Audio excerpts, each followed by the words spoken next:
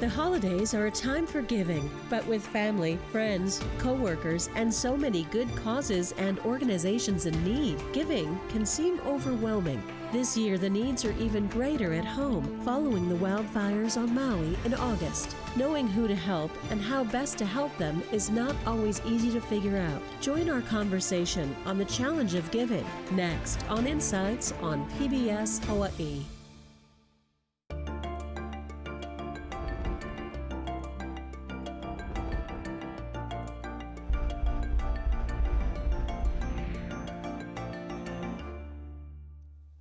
Aloha and welcome to Insights on PBS Hawaii. I'm Lauren Day. In Hawaii, helping our neighbors is a way of life. We saw the amazing response by community members from all islands after the devastating wildfires on Maui. This holiday season, the needs are great, and with the escalating cost of living, the challenge to give is also great. We all want to make sure that what we give makes a positive impact and helps those who are most in need. So what charitable organizations are trustworthy and what kinds of solicitations should you avoid? We look forward to your participation in tonight's show. You can email or call in your questions, and as always, you'll find a live stream of this program at pbshawaii.org and on the PBS Hawaii Facebook and YouTube pages. All right, now to our lovely guests in studio. Suzanne Schold is the Chief Operating Officer of Aloha United Way. She joined AUW in 2020 and oversees community outreach. She has spent her career in social services and nonprofit management. Prior to AUW, she was the Executive Director of Hawaii Literacy.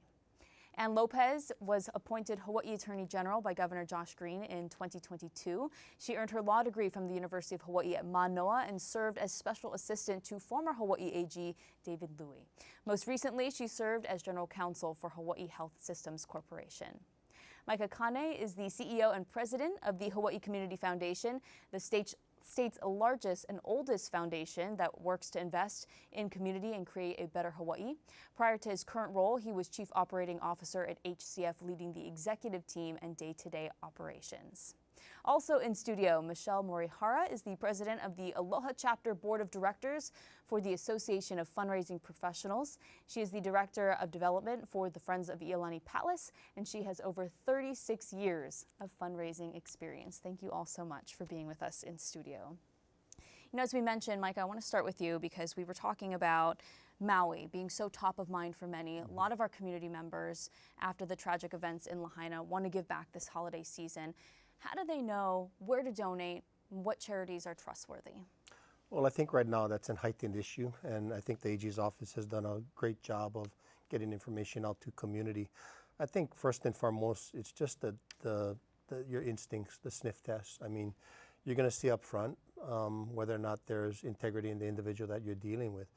But behind that, I mean, there's a bunch of questions that I think are traditional that you want to ask. Have they received funding from a foundation in Hawaii? And if they did, you know, what foundation did they get it from? If they received funding from an organization like ours or Weinberg Foundation or Castle Foundation, it's pretty sure that they're a pretty legitimate organization.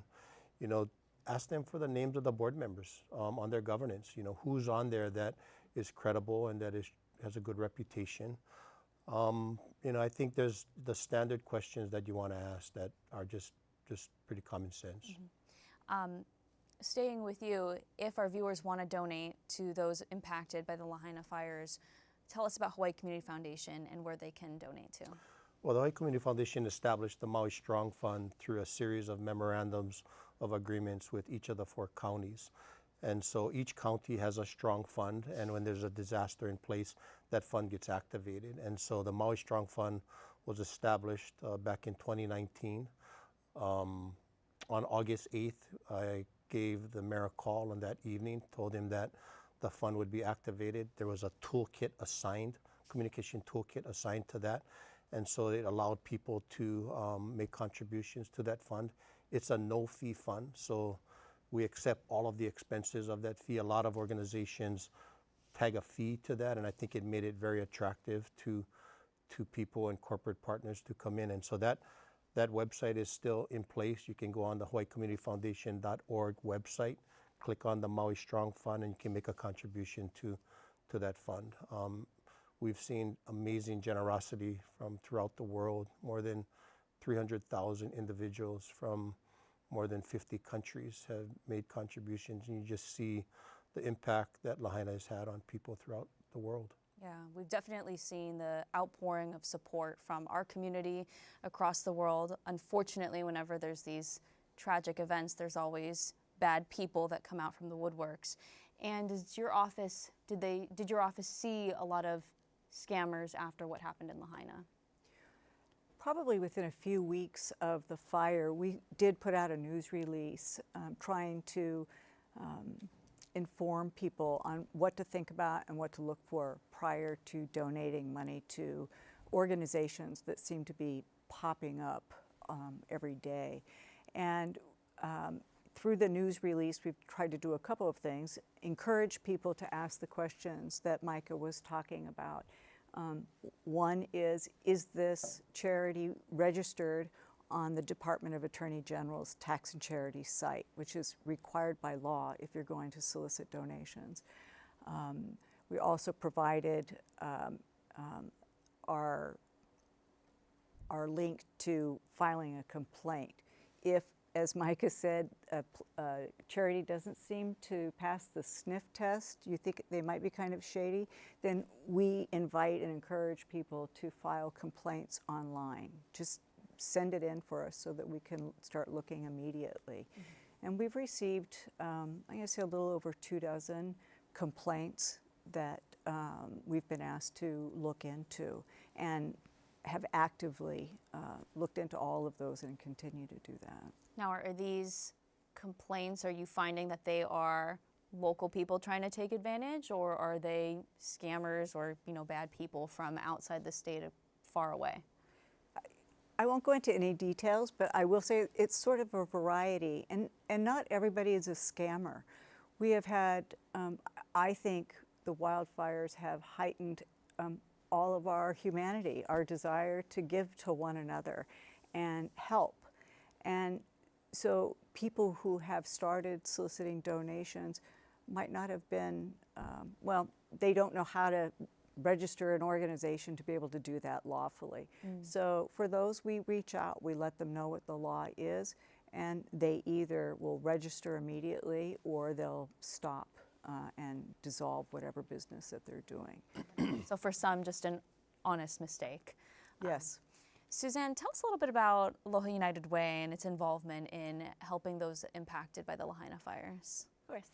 Aloha United Way has been around for over 100 years, but we are one of 4 United Ways in Hawaii. We work very closely with Hawaii Island United Way, Kauai United Way, and over the last few months, of course, with Maui United Way. Our role as AUW was to help fundraise. We set up a Maui Relief Fund the day after the fires, and like Hawaii Community Foundation, 100% of what is donated goes directly to Maui United Way. The first about $7+ million went directly to folks out in the community in Maui, giving families each adult $1,000, and we felt it was very important to get money into people's pockets immediately. But phase 2 was going to help some of those trusted nonprofits that have a record in Maui that work locally, and so the funds from AUW along with United Way and gifts from other foundations are supporting that right now and continuing the good work. Tell us a little bit about that vetting process to make sure the money was going to, those actually impacted. Of course. Unfortunately, Aloha United Way and several other charities got a lot of experience in vetting applications during the COVID and rental relief assistance programs. So we were able to very quickly stand up a system where we could accept applications from individuals. We were looking initially just, are you eligible? Are you in the right address? Are you a Maui resident? But we also need to check banking information, making sure that we're sending the money to a legitimate place. And we really kind of, I guess, to it and noted, saw a wide variety of applications. Some were very clearly easy to say yes to. We see this person lives in Lahaina and needs help. Others were honest mistakes. And then as the time went on, increasingly, they were not honest mistakes. And we had a team of folks who were very carefully following processes and honestly creating new ones as we went along to catch some of those mistakes. Doctored IDs, fake utility bills. And I'm not sure if our Attorney General is aware of this, but Aloha United Way has put together a list, and we've actually captured ones that we believe are not just honest mistakes, and we hope that we'll be able to do something about that. The thought of people taking money out of the pockets of families in Lahaina was really heartbreaking for us, and we didn't want to see that happen. Sounds like there's going to be some conversation there. I encourage you to send us that list. But I would say that for the most part, like organizations like ourselves, we're giving to partners that we've been working with for years. So these are not new players in the system. These are trusted players that we understand their governance, we understand their leadership, we understand their financial capacity, we understand their filings. They've all filed their 990s, and these are some things that we look at every year. So these are organizations we know, we care about them, we've invested in them prior to the disaster.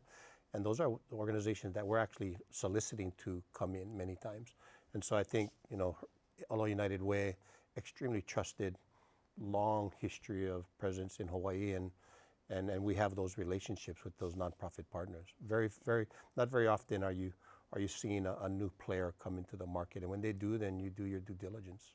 And I think just from speaking for myself, someone who's not, you know, in your field, just even hearing that Aloha United Way, you know, has that vetting process, looking for, you know, the fake bill or the fake, you know, ID, I think it's comforting to know as someone who would donate. And to Micah's point, that is for individuals who we didn't previously offer grants. And so those are families who hit unexpected tragedy, and we pivoted to help an individual family. Like HCF, AUW has solid processes and relationships. And I think in the opening question, we said how you prevent scammers. That relationship part feels critical to me. Do you know somebody on their board? Does a foundation like Hawaii Community Foundation give them funds in the past, and you know they're vetted and trusted? And I think that part was really important, that the relationship and who knows them in the community and who have they already helped is really vital. Michelle, tell us about the Association of Fundraising Professionals. I'll just start there, and then, you know, what would be your advice for folks wanting to give to those in need this holiday season? Well, Association of Fundraising Professionals is a global organization. You're looking at 27,000 members around the world at about 2,700 chapters. So the Aloha chapter covers all of Hawaii, and we're here to support professional fundraisers at nonprofit organizations, whether they be staff members, whether they be consultants,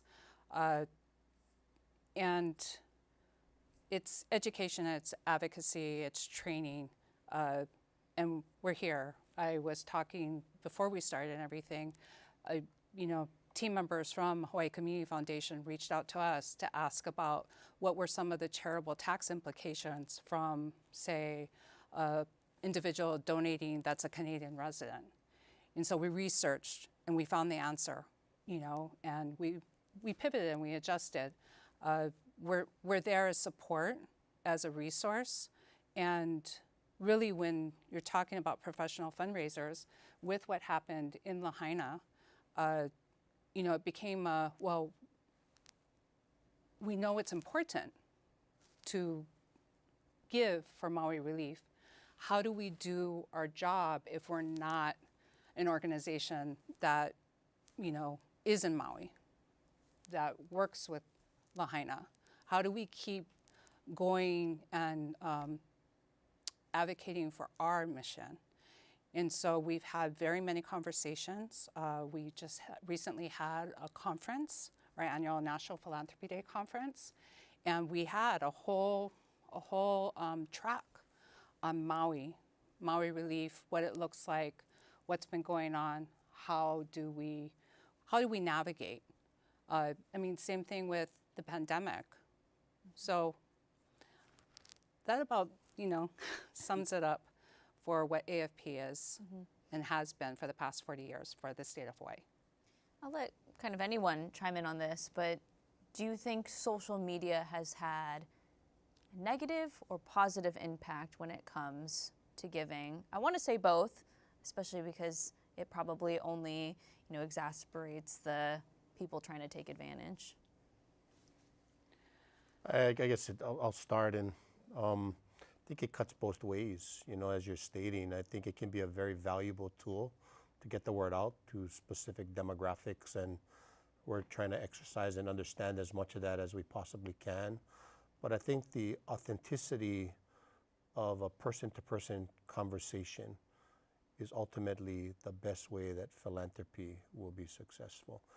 I think with all of and we're doing a lot of research around AI, And I really believe that there's going to be this cycle we're going to go through where at the end of the day, it's going to come back to, do I trust this person? Do I trust this organization?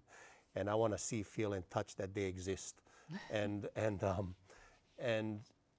we got to weather that storm. We got to weather that journey. And there's some challenges to that. I mean, there's a lot of misrepresentation out there that's hard to battle, no different than, you know, in the news arena. We battle that ourselves. There's celebrity type, you know, work out there that can be very, very positive, and it can be challenging at the same time. I don't know what some of you folks think. I agree with you. There's the good and the bad. From the enforcement side, we certainly get great evidence just right off the bat when somebody's videotaping something that is clearly fraudulent. So we do have different ways to find people and find out what they're doing and where the money is going. And so from that perspective, the social media is helpful from the regulator perspective. At the same time, I think people, you know, they'll watch a video on social media about somebody or something that happened. We keep going to Lahaina, but that is the most obvious example right now. And so they want to give. They're watching the video, they want to give, and it all looks very real and it all looks above board. And so that's sort of the darker side of the social media, is that it's also a way to draw unsuspecting people in. And I think what's been said, several of the things that have been said already are what's really important. Do you know who the people are in this organization? If it's an organization where you don't know the people, are you able to, again, find their name on our website? If they tell you that your charitable donation is going to be tax deductible, you can go to the IRS website, and from there you can look at what their actual financials look like. There's other websites, Charity Navigator, where you can go and find out how much of your donation goes to the overhead of the organization versus goes directly to the purpose that you're donating for. And AUW and Hawaii Community Foundation have both said that they have no fee donations, or that's probably not the right way, but the no fee means their organization isn't taking a cut of what your donation is to help support their organization. So 100% of your money is going where you want it to go. And I think that's a real important part of your due diligence. I think also as it relates to social media, because the footprint of this disaster is contained, you know, what you saw was a big spike in social media traction by people maybe who didn't have weren't well intended, or and that's moderated a lot because all of us now have boots on the ground. We have over 100 organizations that we've funded that are giving us intel that we can relay and mitigate, and so I think you're starting to see some of that tempered a little bit. I think that's a little bit of an advantage we have in this case, so you're seeing a little less of it, the bad stuff at least. But it's given us an opportunity to get the word out on some of the good stuff, because there's so much amazing work that is happening, you know, in that community right now. And without the social media platform, we wouldn't be able to tell a large part of our population that. And could you speak a little bit to the enforcement? Earlier you mentioned your office looks into these complaints.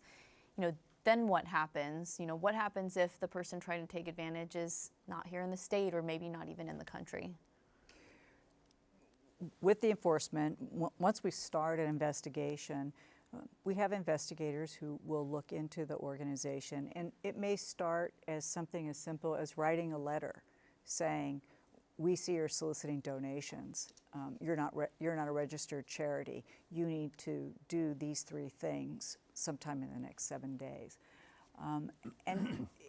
And then gradually we can become more aggressive in what actions we're taking. We can demand that they provide certain documents. We can audit their financials. We can subpoena documents and bank records if we need to. And then as we proceed, if there's either, if there's no there, then we stop. But if there's something, then we have two routes. We could take an administrative route or a criminal investigation route. And if it's administrative, that typically is an organization that isn't purposely trying to break the law. It's just sometimes tax laws, and the laws can be difficult. And so from the administrative side, we can levy fines and other financial penalties to try and encourage people to get in line. And if it looks like there is criminal activity, that funds are being taken from the charity to some other unknown place, then we would refer that to our criminal justice division for a criminal investigation. Got it. You know, we've seen a couple of reports that say charitable giving is at an all-time low or a 30-year low this past year. Is that the case here in Hawaii, and maybe why do you think that might be the case for Americans? I think that Hawaii, like the entire country, has gone through 4 very difficult years financially. We've faced inflation, and families who maybe want to give are not in a position to give. That said, I have seen, I don't know if you've seen the same, that people who do have the means are stepping up, and families who are struggling are still finding a way to contribute. So I don't have the statistics on whether we are higher or lower. Perhaps someone else does. What I've seen is we've gotten gifts from around the world as well, and we've gotten $5 and a handwritten note about someone who'd been in Lahaina and said, you know, this is all I can give right now, but I want it to go to somebody who needs it more than I do. Up to 6-figure gifts from people who've been there and have the means to do more and want to make a really substantial impact. So the generosity, I've been floored by it. Reading the cards that have come in and seeing that people do feel called to help. And weighing that against what we can see are huge needs for Lahaina, not just this year, but through many years, and for our entire state, because all the other needs that we're facing are still there. And I think everyone's facing that challenge of exactly what this show is about, is how do you decide where that money can go and who can be trusted to do great work with it? How do you vet the agencies that will take your hard-earned dollars? Michelle, you work with so many people in the Oh, What yes. are you hearing from them? Are people still giving this year? Everyone. You know, Hawaii, I have a place in my heart, and I'll still go through this over the numerous decades. We are the most generous. It's not about the big gifts, or it's time, talent, you know, it's bonding together, it's gathering together and around the needs in the community, irregardless of a pandemic, a fire. You see it every day here.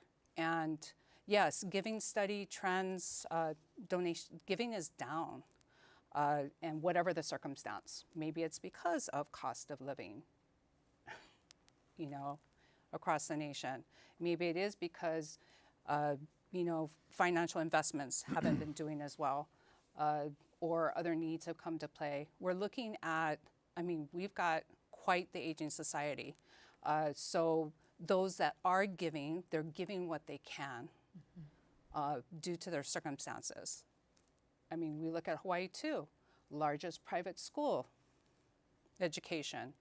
A lot of people's money goes to that, mortgages, et cetera. So, you know, I would take that with, you know, in terms of giving study, that, yeah, the numbers, they're probably accurate, you know, won't deny that. But it's the spirit. It's the spirit here that people will come together. You ask, and it goes back to what Micah said about trust. You know, we've got trust and relationships. And that is, you know, that's the sweet spot or the secret sauce here in Hawaii. It is those relationships that will get us, you know, from one need to the next. Yeah. You know, we were talking about people who take advantage, but that's not the only challenge when it comes to donations. Everything that you mentioned, the cost of living here, mortgages, you know, groceries, everything's expensive, and people, you know, have to decide if they can make the donation or not. I do want to get to some of our viewer questions here. I believe this one Micah, maybe you can speak too. Chelsea in Makakilo is asking, she has a comment first, but she says, I've seen social media comments by people who say they are victims of the Maui fires, but haven't seen any of the donations from the charities on the panel.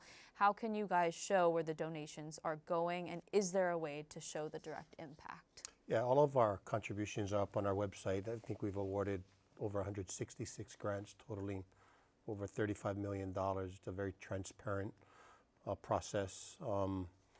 The description of what the funding is going towards and what our expectations are on the website. So any of the people who are looking for services can go on our site and look at the organizations that are receiving funding, and we'll continue to do that throughout this process. Mm-hmm. Paul from Honolulu has a comment just saying the recent fires on Maui affected how we give to others and what we see as scams.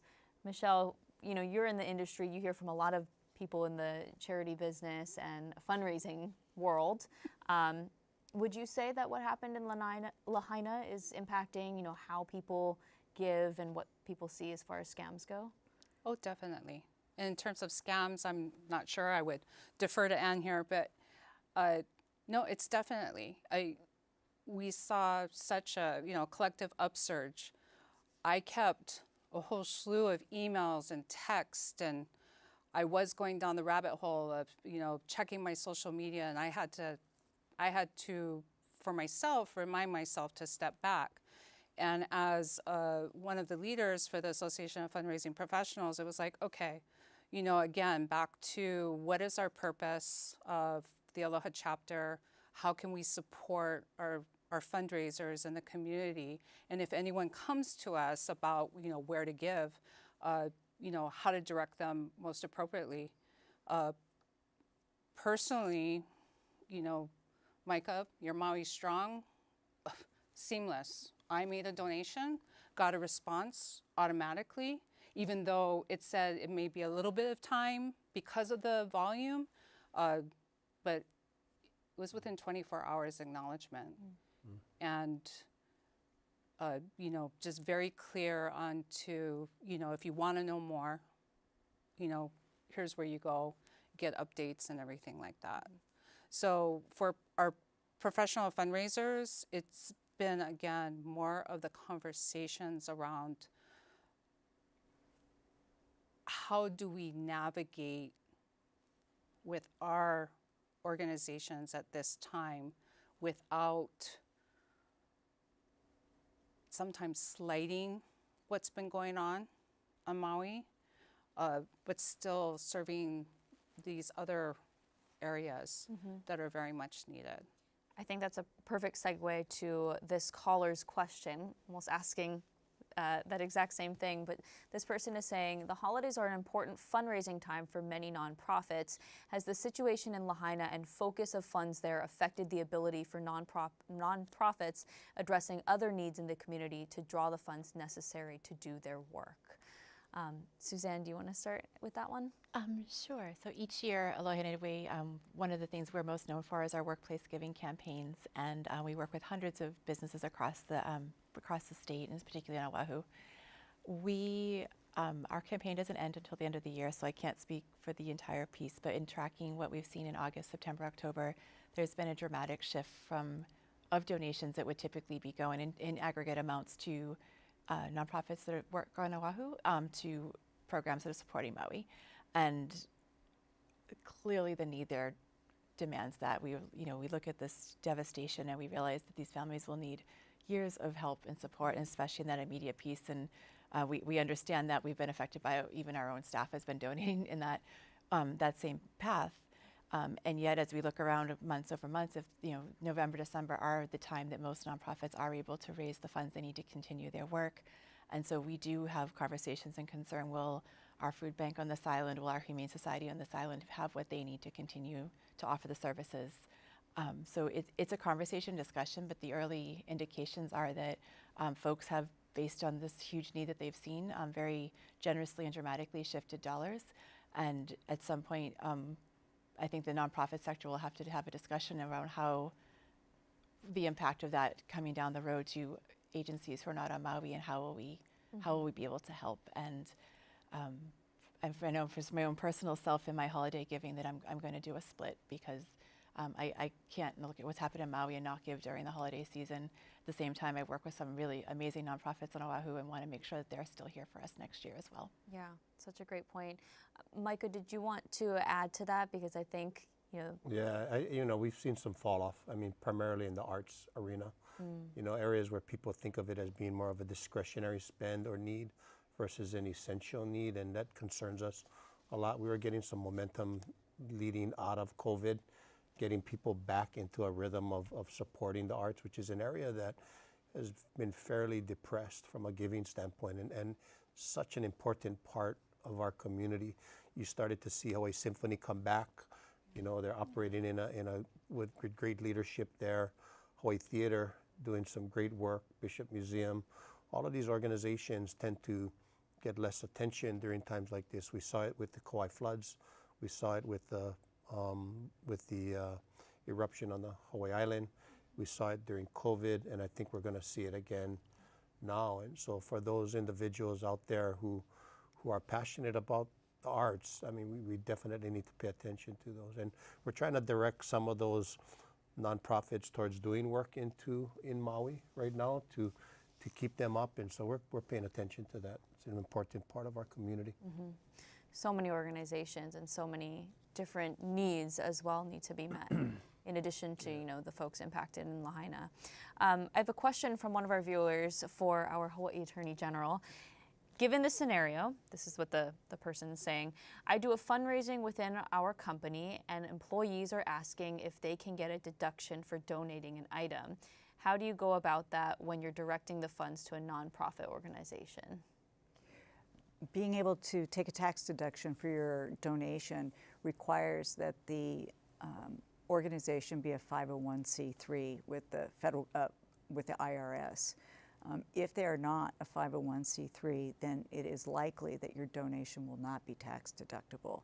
And I think that you have a graphic to put up to the IRS website that will give people the address to go to find out if the charity is a 501c3.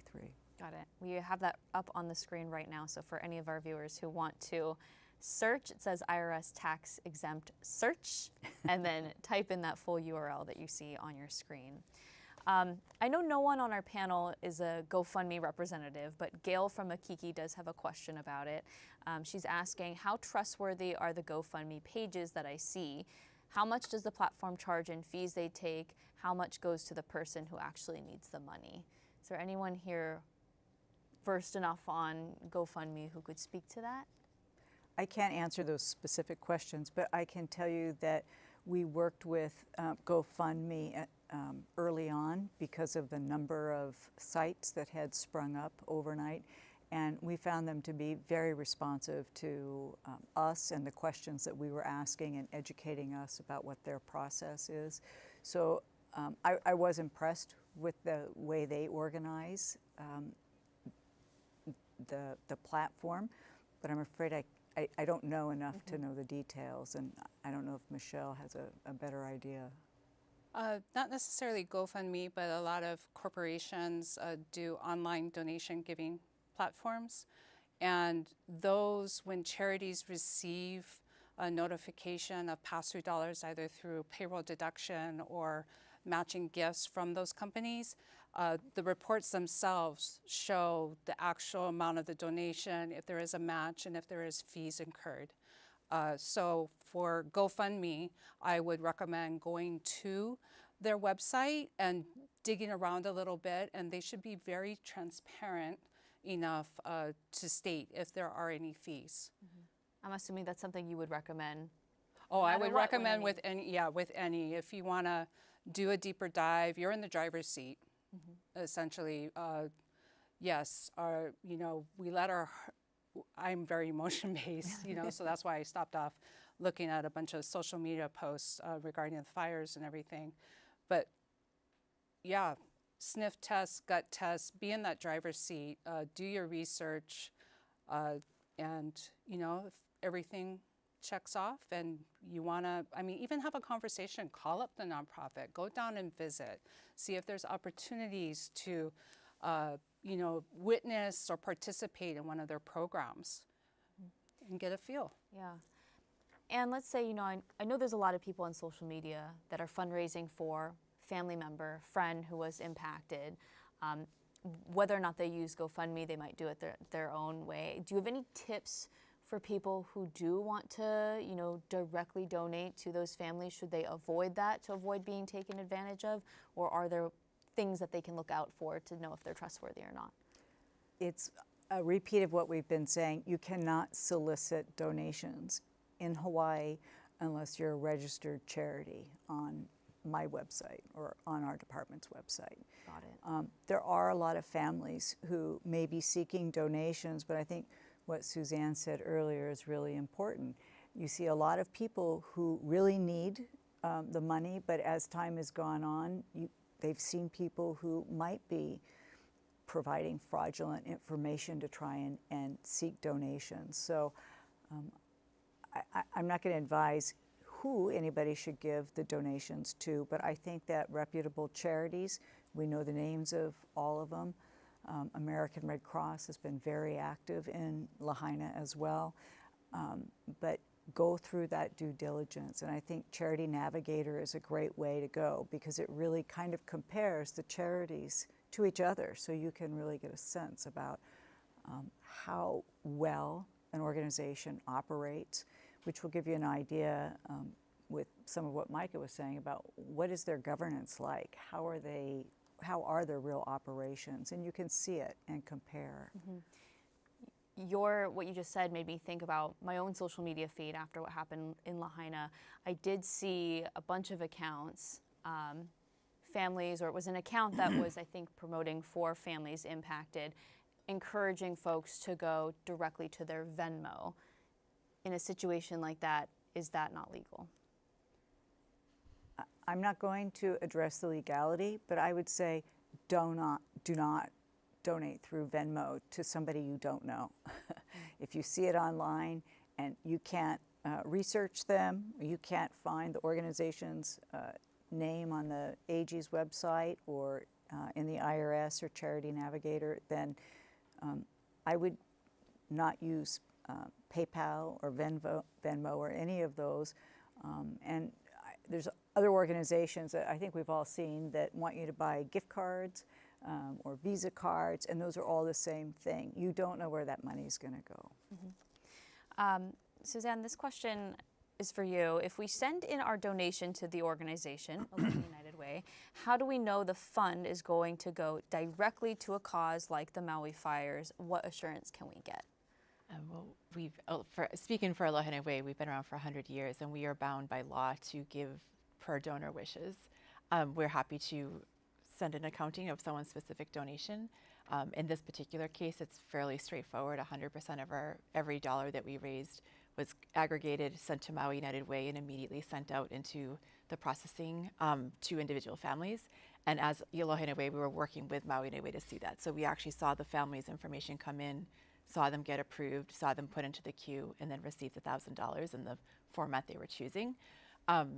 We obviously aren't going to publish a list of individuals that we've given money to. That would be, violation of their privacy.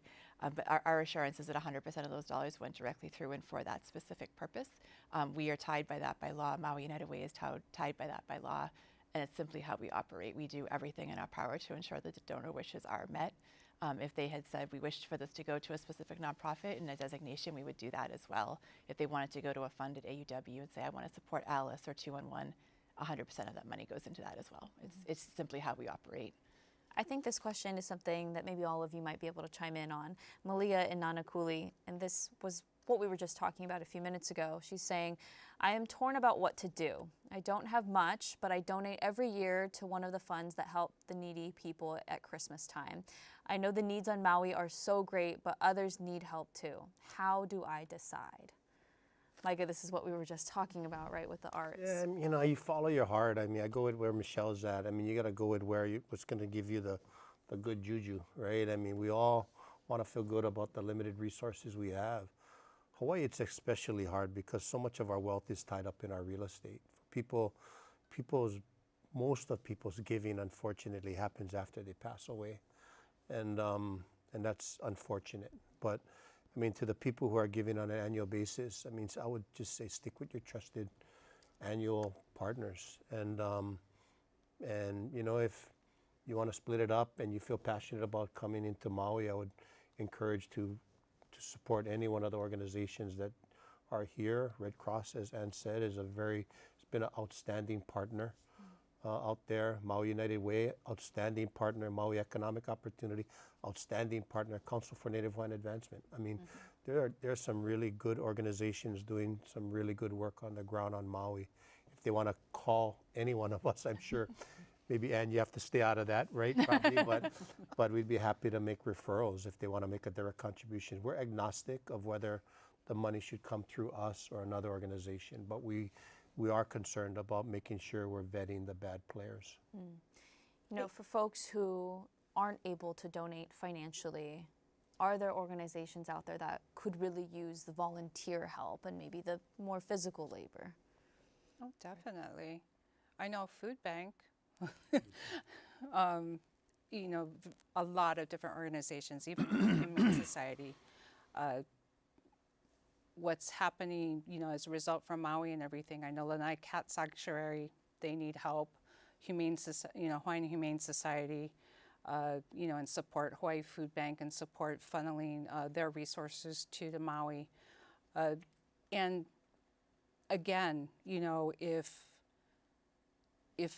what a nonprofit does resonates with you, you know, ignites your passion, you know, check them out. And because it's not all about, you know, you may only have, you know, X amount of dollars that you can give.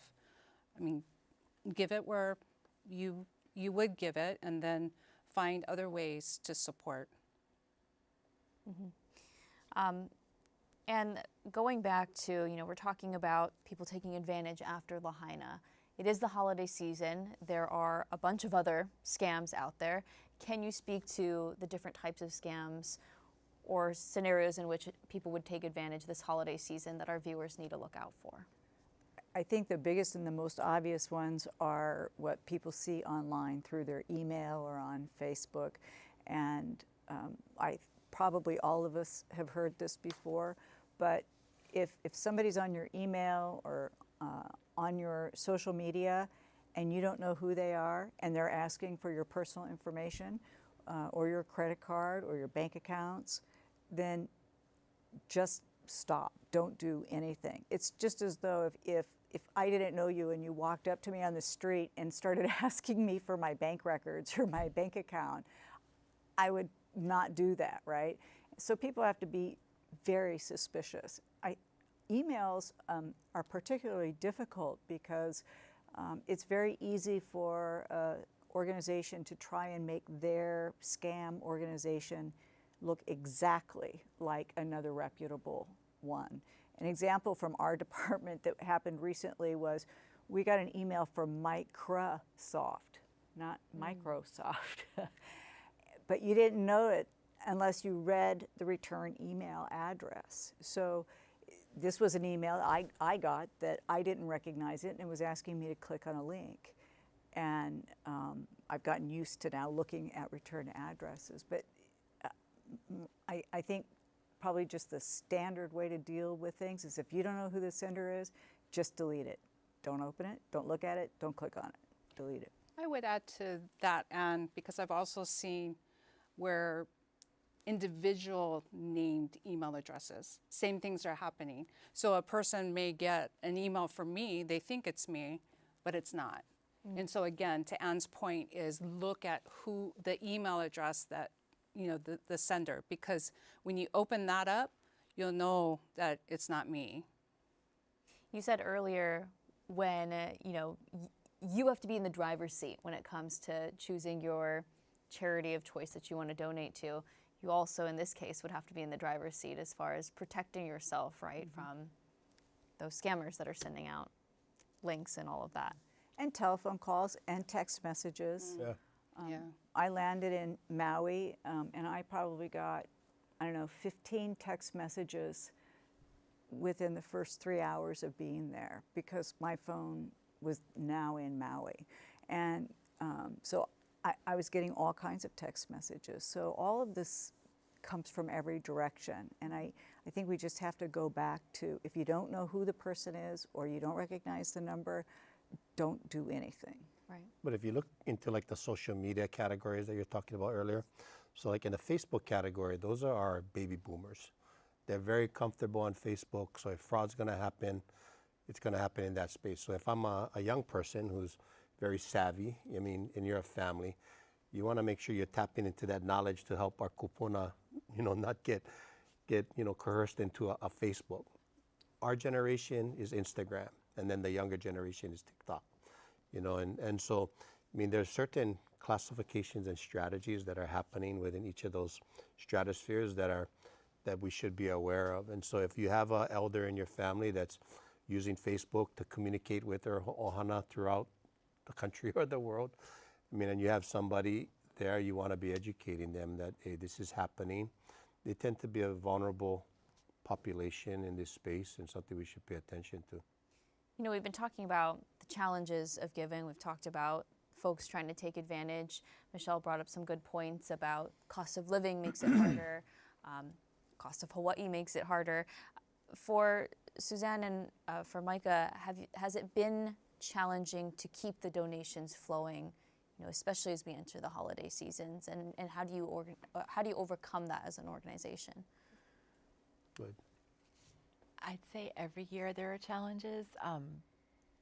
Hawaii has been expensive for a long time, and there's been people who are struggling to pay their bills despite a generous heart. It's hard to give. That said, each year we spend a lot of time thinking about who our donors are and what they care about, making sure that what we're offering will help them meet that goal, so that we're making sure we're connecting their dollars to an agency that is trusted but is also having the kind of impact that they want to see for Hawaii. This year is really no different. We know that people care deeply about what's happening on Maui. They want to make a difference. We know that people understand that the agency that they have loved and supported for years still need their help.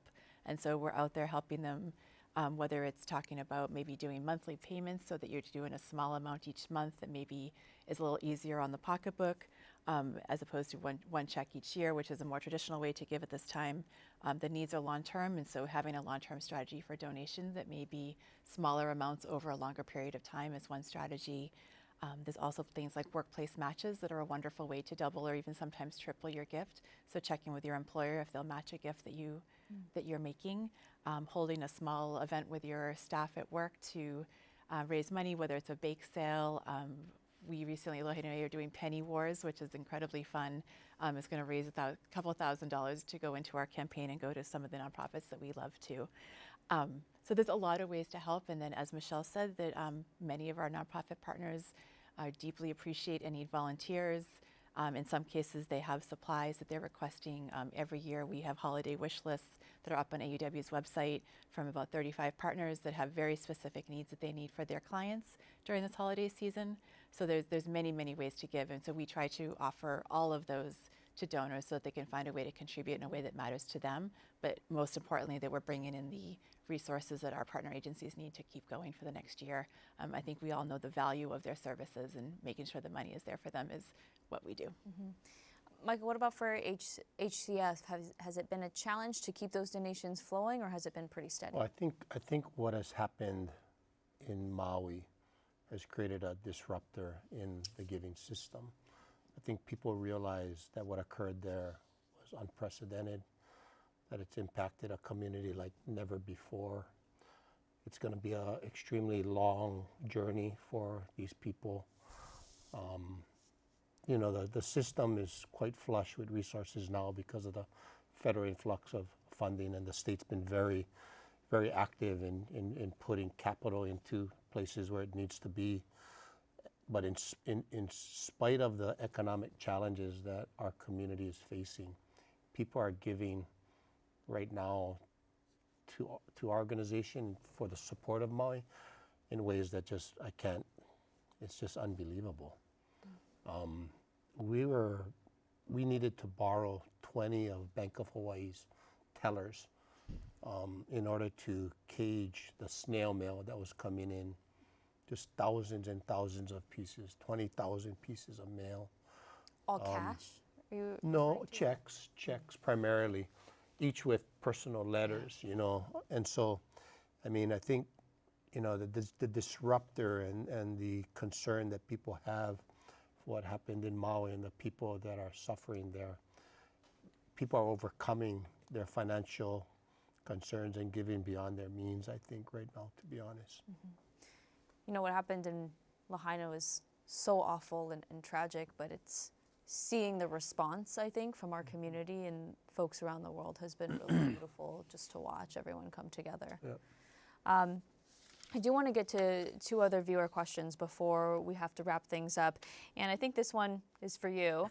This viewer, John from Pearl City, is asking, I receive a lot of solicitations in the mail, but when I check their address with Charity Navigator, it's not the same as on the envelope.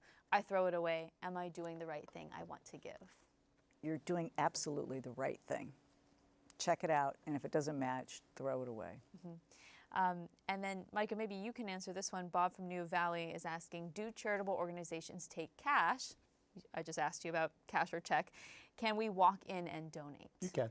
Yeah, I mean, any form of contribution is normally accepted, but you should get a receipt for that cash contribution so that you can get your charitable deduction. And then all of the traditional vetting that Ann talked about should be in place, regardless of what means by which you're giving. I would just be very careful. Walking into the charitable organization and giving cash is a great thing. But if somebody comes to your door asking for cash, then you should shut the door and not give cash to anybody who's soliciting donations. And you should notify the organization that someone's going around being representative of them, as well as going to Ann's office. File a complaint Yeah. with my department. That brings up a good point. So charitable, legit organizations are not going to be going up to your door asking for cash. I just want to confirm that.